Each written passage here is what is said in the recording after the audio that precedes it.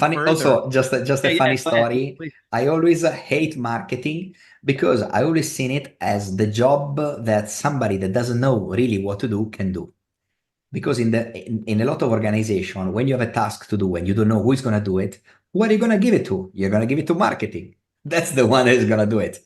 And marketing, they never got the chance to prove that what they do was right or wrong because there was not a clear idea to how to measure the results, the outcome of any marketing activity. But luckily with digital, it's black and white. You cannot say I launched a Facebook campaign or a Google or something and I got no results. You clearly saw if you got results or not, down to the exact sale, to the exact leads, to the exact activity that's been the outcome of that specific campaign. So that's why I decided that finally it was worth dedicating some time. And after that, I became passionate, etc., etc. So I spent basically every day, every hour of my life into it. So this is a major change of any organization that's started in the marketing department, and now we touch any department of the organization.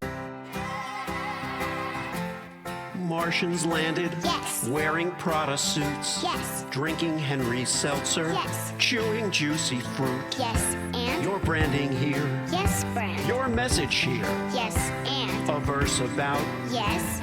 your product here. Yes. I'm Hirsch Redfin. Yes, and? I'm a message therapist. Yes.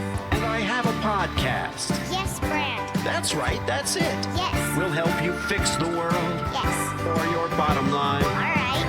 Your bottom line. Get it. I get it. Welcome to the Yes Brand Podcast.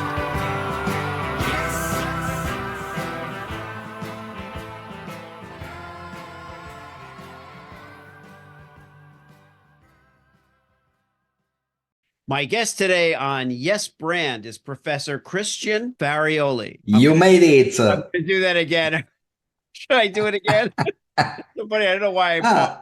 Anyway, I like to joke about that. Nobody can say my name and surname correct. Let's leave it as is. The funny thing is that with Farioli, it's because I looked at the screen as though I was going to see something there that was going to correct what I thought, which I already knew it was Farioli. So, but with a name like Repoon, my last name is Repoon. So many people can't do that either. Well, okay. Welcome, Christian. It's good to talk with you again. Just so the audience knows, Professor Farioli is a digital marketing pioneer. He started in 2003. He's a lecturer for the Digital Marketing Institute, Informa and PwC. He's spoken at more than 130 conferences worldwide, including for Google, NASA, and in Davos. He's trained something like 15,000 executives in 4 continents. So let's leave it at this. You're pretty experienced in your field, Christian. And one of the things that we want to dive into today, we talk a lot about branding, we talk a lot about marketing, and I deal with the C-suite quite a bit. But one of the things that we're going to cover today is building chief digital officers. Why is it so important to have chief digital officers? And why is it a challenge to have some of these companies, even the bigger ones, take on and create this role? So why don't you start with that question, Christian? Wonderful. First of all, Hirsch, you're one of the very few that can say Farioli correctly. So that kudos for you. My pleasure. All right. Now, a lot of people in the audience for sure doesn't even know who is a chief digital officer or what this person is going to do. Actually, I discovered about it in 2015 because I was invited to speak at the Bloomberg Business Week event about the rise of the chief digital officer. So that was 9 years ago. And I was presenting the entire event. So back in the days, finally, the organization realized that aside of the chief operating officer, the CEO, head of HR, chief marketing officer, and head of IT, there should be a different figure that support the digital growth of the company. When we talk about digital, we're not talking about the computer. We're talking about all of the digital application and systems, including digital marketing, which doesn't typically fall under traditional marketing. That's why organizations, they need to have a new figure. And that's the chief digital officer. which is in charge of every possible activity from the CRM to the any kind of digital marketing tactic, growth of the company digitally. And is also the figure that's gonna explain in simple, plain English language what is all digital marketing to the board and help the board and help the C-level executives to do their job better, to helping them deciding which direction, which strategy should be taken in order to grow the company better. Even when we talk about a changing country or adding new branches to different country, different location, again, the chief digital officer can do great in analyzing location, research, demand, interest, etc., and give a better response to the senior level management and make sure that they follow up. And I hope it makes a lot of sense. Yeah, and it does, to hear you explain it. And I think what a lot of people wonder is, well, where in the hierarchy, right, does a chief digital officer land? Because also I think digital for a lot of people still implies technology or a limited space to online marketing, right? If someone was in charge of online marketing, they would say, okay, well, that has to do with our web store, or it has to do with people finding us on that platform. And then technology has a totally different application depending on what the company's product is. But where in the hierarchy of the C-suite, and how do you see the chain of communication working when a chief digital officer is in their proper place? Right. Actually, in some organization, it sits even at the board level. So it's very high up in ranking. And most of the time, it's somebody with a technical background, but not 100% of the time. Because actually, he's in charge of the strategic leadership of the digital transformation, for example. Is also the main driver of innovation in the organization. Again, any organization is typically stuck in the traditions, and he's the one that spark the energy, the initial energy towards innovation. Now, some more complex organization, they may even hire a chief innovation officer. Let's say I'm based in Dubai, in United Arab Emirates. Some government organization even have a chief innovation officer, but that's kind of unique that an organization go in this direction. Otherwise, is the chief digital officer that goes for it. Also, is the guy typically that help decision making basing on data driven. So is the guy that crunch the number, crunch the data to help the organization understand what's the best direction for growth. Now, are there examples of chief digital officers out there in the corporate community that you would say, here's a really good example of a chief digital officer and their role? Right. Actually, there are many tasks that typically the chief digital officer is supposed to do, but is not written in stone. So there is always a little bit of space for the CDO to move. And at the same time, is a role that typically require a little bit of creativity. I mean, it's not like the IT guy focus on security, safety, procedures, etc., etc. It's also a little bit of an artist in a sense that experience come to the game, and as well some creative idea to move the company forward in a direction that has not been taken before. So it's somebody that is not afraid of jump in taking a leap of faith towards new direction. Clearly, with some experience under certain specific circumstances, but is not the kind of guy that just follow. Is the innovator, is the main source for new directions. So especially to align with new technology evolution, with new ideas, with new trends in the company. And it's also responsible for talent acquisition and retention in the digital space, in the digital department. Yeah. So what's interesting is the intersection of artistry, an artist, a creative person, and a data-driven person. So they kind of are both willing to, like you had talked about innovation, they're willing to innovate, they're willing to try things that maybe haven't been done yet, but they're basing those creative decisions on data and on on practices that have been tried. So there's an adventure spirit, and the idea is to move the company forward, but at the same time to be somewhat guided and maybe even tempered or maybe emboldened by the data. Absolutely correct. Absolutely correct. Yeah.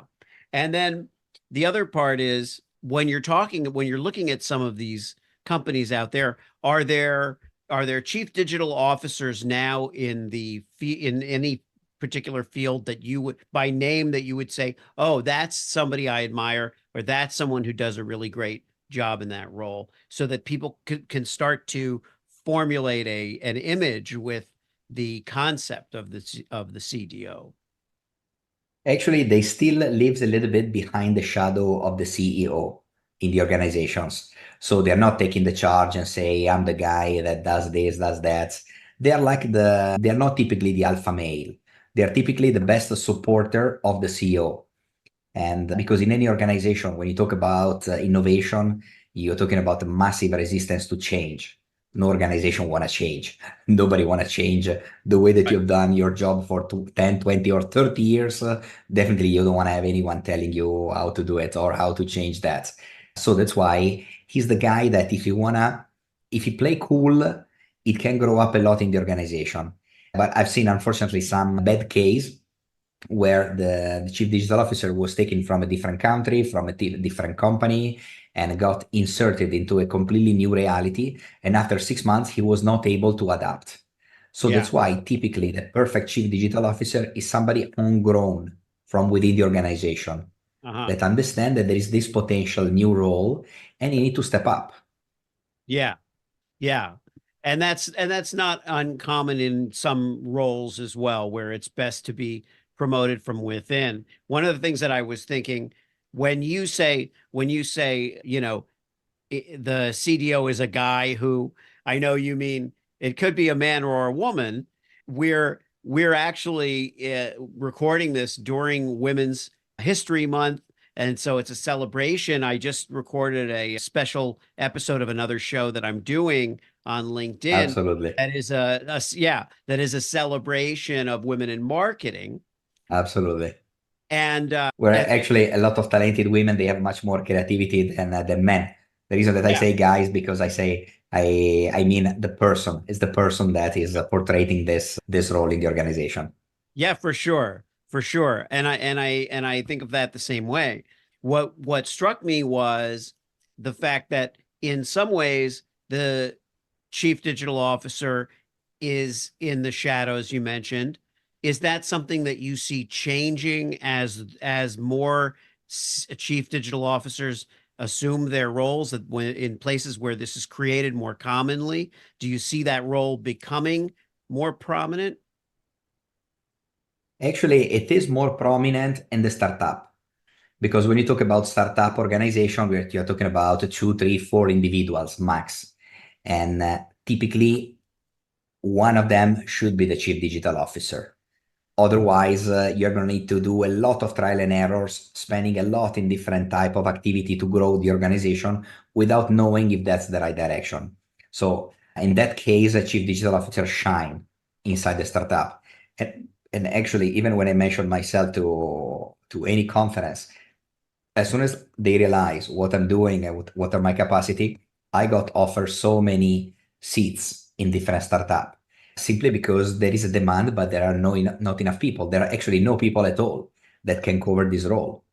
So that's why my purpose is also through your amazing podcast to educate the audience and the aspiring chief digital officer that there is a huge opportunity in any organization and has been there for some time. It's not a crazy figure that's going to appear and disappear anytime soon. It's going to be here to stay. And there is a demand and nobody that can not enough of a fit. supply. And so when a company is looking to have someone who is homegrown, what would be the trajectory in your mind? Like, let's imagine that someone is young, just new in an industry, and they begin work at a company. Can you chart what you would see as their progress and ascension to the chief digital officer role, just as an imagined scenario? Right. Most of the time, it's somebody with a technical background that has been covering some sort of marketing role, then exploring or growing up in digital marketing, and then basically ascend towards the chief digital officer position. In another case, I remember that there was a marketing person that was about to leave the organization because was not recognized at all.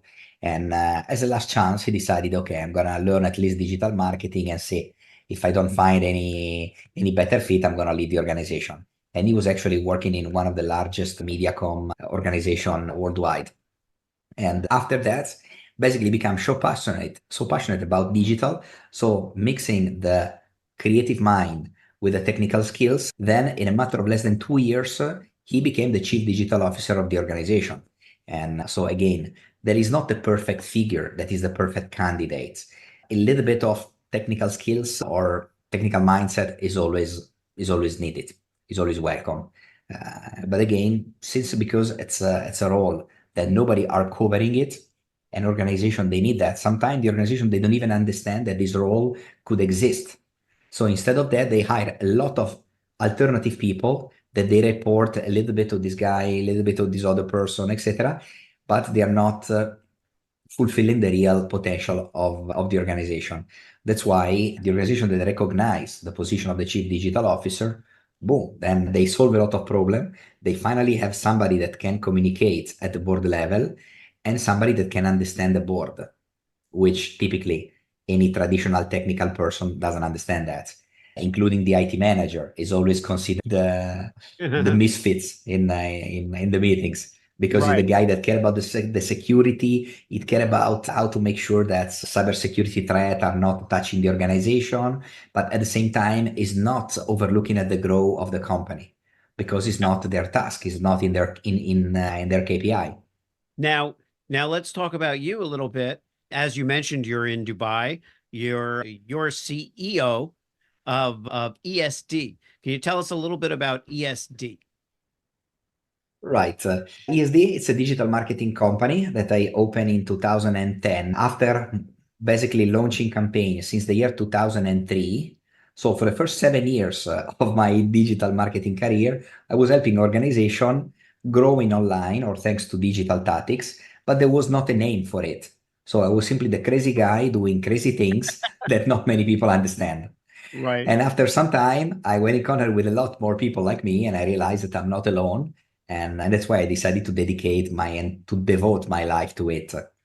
But to the point that initially, in the first 5 to 10 years, I was honestly struggling to explain what I was doing. And it seems that organization, they couldn't see the benefit at all. And the larger the organization, the less they saw the benefits.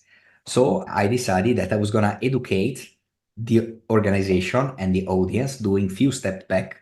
And that's why I became a public speaker, a trainer, and a book author, in order to educate towards technology those a little bit older mindsets that they could have made a big impact in the organization, but they were not taking advantage of it. Yeah. And that's why I started teaching at large organizations, etc., etc. And until finally, they were all aware about that. So until that moment, nobody knows that nobody knows. Yeah. After giving them some basic education, at least they know that they don't know about it. And then basically I created my own gap. So then I can fed the gap with services, and I can make profit for my organization. So that's basically bottom line how I jump into that. How you did that. I was the crazy guy doing crazy things That nobody understand. that nobody understood. And there are two types of people in the workplace that function that way, but they're very different. One is the person who nobody knows what they do, and that's because they're really not doing anything, and they're just kind of That's creating an imaginary job. And the other one is you, That's true. where you're doing something that people just don't understand yet. Let's go back a little further. Also, just a funny story. Please. I always hate marketing because I always seen it as the job that somebody that doesn't know really what to do can do. Because in a lot of organization, when you have a task to do and you don't know who is going to do it, who are you going to give it to? You're going to give it to marketing. That's the one that is going to do it. And marketing, they never got the chance to prove that what they do was right or wrong, because there was not a clear idea to how to measure the results, the outcome of any marketing activity. But luckily with digital, it's black and white. You cannot say I launched a Facebook campaign or a Google or something and I got no results. You clearly saw if you got results or not, down to the exact sale, to the exact leads, to the exact activity that's been the outcome of that specific campaign. So that's why I decided that finally it was worth dedicating some time. And after that, I became passionate, etc., etc. So I spent basically every day, every hour of my life into it. So this is a major change of any organization that's started in the marketing department, and now we touch any department of the organization. What was your intended field when you were studying, when you were younger and hadn't come into the corporate environment yet? What were you envisioning? Right. Actually, I've been always doing and seeing things many years ahead of the time. My family used to own a textile business. And by the fact that I come from Italy, I come from Milan, the city of fashion, it's typically a normal evolution that I was supposed to spend the time in the company of my parents, and that's it. Happy life. But actually, I never liked fashion at all. I always liked technology and computer, which back in the days they were something for geeks, or something that nobody knew what to do with the computer, with the PC. But my father was visionary enough to understand that computers sooner or later they were gonna become relevant in society, and textile was gonna change the direction. And he was absolutely right. So then I studied IT engineering with the idea to become an IT engineer and live my life around computers. That was my dream. And that's what I did. Yeah. Until I realized, after working 1 year for the largest telecom operator in Italy, that the salary around the technology was very, very, very low. My salary was $400 a month as an IT engineer. Yeah. Where the salesperson, they were making even $5,000 or $6,000 a month. So that's where I realized that if you know about technology, it makes no money. If you sell something, then it makes money. And that's why I pivot completely my career and I change and I shift into sales. And I start selling Oracle services, which is damn tough, but it was an amazing school for me, with the missing part that I was missing technology. So even though I was working for Oracle, the Fortune 500 company, I was missing the fact that I cannot play with technology. I cannot play with this database. I just need to sell, achieve the numbers. And then I realized that internet and the technology, the computer, was giving an enormous possibility to help sales. That's what I started researching and doing tests and launching the first digital marketing campaign in Oracle, basically combining both sides, combining technology and sales, in what for me was not even marketing, because I was not calling marketing. At the time, I hate the idea, even the concept of marketing. It's only a few years later that I realized that what I was doing was called digital marketing, and then I get along very well with it. Aside, during my sales time in Oracle, I was studying a master in international business during the night that helped me understood what there was behind my sales cubicle. So I was selling, but behind me, around me, what was there? And that's why I started understanding the idea of international marketing, international finance, and all of the typical topics that you get when you when you study a master. So you have a curiosity about a lot of things. You learned a tremendous amount, educated yourself, and at the same time were gravitating toward the areas where you felt you could be most successful. So you married logic and essentially data with information and learning, and then innovating. And so your artistic impulses were not geared toward fashion, although here you are wearing Emporio Armani, although it's a t-shirt. I know I can't see the exact thing, but it looks to me like Emporio Armani. You're right. You're Yeah, absolutely there you right. go. Wow. Okay. You have very good eye, Harsh. But and I have a background in fashion, not in designing, but in marketing.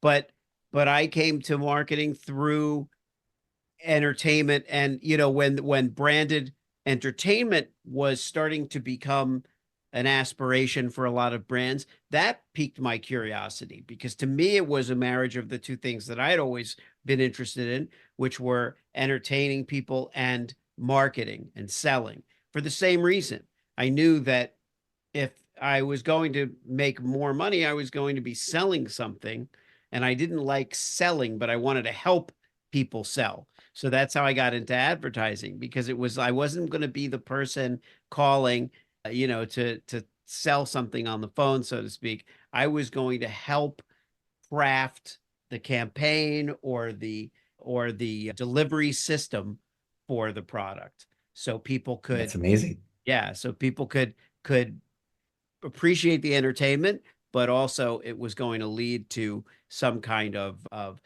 financial ROI for the client. So I think we have That's that in amazing. common. Yeah, we have that in common. So before Definitely. before we kind of conclude our interview, obviously we talked a lot about what you would like to see happen for digital officers, and we saw that there's a tremendous opportunity there. But in terms of young people now getting in business in general, just looking at the landscape of industry, what piece of advice would you give to people that are coming out of university, who are eager and interested to engage in the business world? What kind of advice would you give them? Right. I think I could get I could give an advice like to my younger self, and putting myself in the shoes of any new recent graduate students. So when I start my career, I remember that I went to to give a technical support to to a huge logistic organization, and at the time the IT manager was not available because was in a holiday, and they have a major virus that blocked the entire organization. So I was somebody out of the university that has never seen that company, that network, that configuration, anything. I went in with my ideas, and in a matter of 2, 3 hours, I managed to unlock the entire organization. But at the time, I realized I'm the little guy that just came in and can do the job that nobody else can do. And I was afraid because there was the other IT manager managing other systems, which he was like 40 years old and was not able not even to understand what I was doing. And I was thinking, at this pace of technology innovation, I'm going to be the one that when I'm going to be 40 years old, there's going to be some recent graduate that's going to eat me alive because I'm not going to be able to keep up with technology. So the big advice for everyone is spend a few years experimenting, going crazy, especially if you think that the old people, they don't understand what you see, they don't understand what you understand, they cannot do what you can do, then take it as an advantage. They're not going to take it serious, not at all, because you are the young guy, but use it to your advantage to prove yourself. Bottom line, the beauty of digital is that there are always KPI, and every organization now is more than keen to look at any KPI. So it's not anymore important that you see things that the others don't and they still don't understand what you're doing. If you think that what you do can increase the numbers of any organization, just do it. And then justify later why you did it. This is, in my opinion, always the winning mentality. Even though you're going to clash with older personality, with older people in the organization, but bottom line, KPI is a KPI. If it takes you 1 minute with ChatGPT and a few other tools to do what typically takes 1 or 2 days for some senior person to do it. Let it be. At the end of the day, they're going to promote people that they know how to use the crazy technology and the latest of the latest technology, not somebody that understands the things from the old point of view because he got 35 years experience. This is what I've been going through all of my life. And I've been always proving some people wrong because I was just doing things faster in a most effective way. So again, that's my recommendation for all of the listener. Doesn't matter what background you have. Don't stop in front of nothing. If you believe something is right and can get the benefit of your organization, just do it. Alright. If you liked the show, Yes, and it works worked for you. Yes, that. Subscribe and leave a Yes, friend. 5-star review. Yes, friend. Tell all your friends. Yes, friend. Get your branding here. Yes, friend. Get your branding here. Yes, friend. Did I make it clear? Yes, friend. Get your branding on Yes. before they're gone. Yeah.